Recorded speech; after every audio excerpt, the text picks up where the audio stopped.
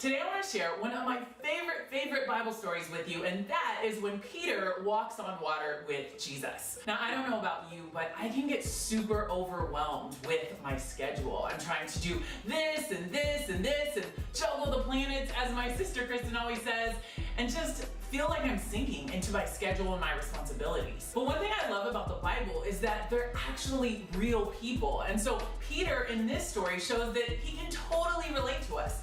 And then we see what Jesus says about it. We're gonna pick this story up in Matthew 14, verse 25 through 33. And I'm just gonna summarize it for you until we get to the key verse. It's the middle of the night and the disciples are in the boat, and all of a sudden, here comes Jesus walking on water.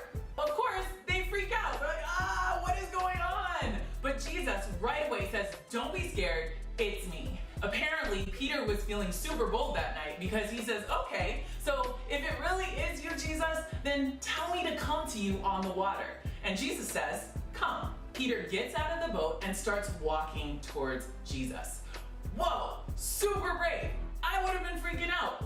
You would have been freaking out. But Peter was like, okay, that shows us how much faith he had in that moment. So Peter's walking towards Jesus, but then he notices the wind around him, gets scared, starts to sink, and cries out, Lord, save me. And that brings us to my favorite verse of this passage, verse 31.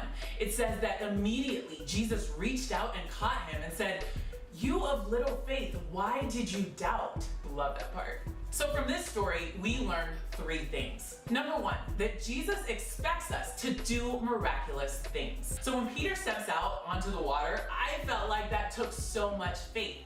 But Jesus says, oh, you of little faith, why do you doubt? Implying that it only took a little bit of faith and that he had no business panicking at all. Like walking on water was something completely normal. Jesus expects us to walk on water in our lives. And that is totally comforting to me. The second thing we learn from this story is that when we panic and start sinking into our lives, it's because we have taken our eyes off Jesus and instead started focusing on the conditions around us. So if you're feeling overwhelmed or panicked, your eyes are in the wrong place. The third thing we learn from this story is probably my favorite of the three, and it's that Jesus is not far away. The Bible says that as soon as Peter cried out, immediately Jesus reached out and caught him. Meaning, Jesus was not far away at all. He was right there, which makes it crazy that Peter was panicking in the first place, but amen, we do it all the time.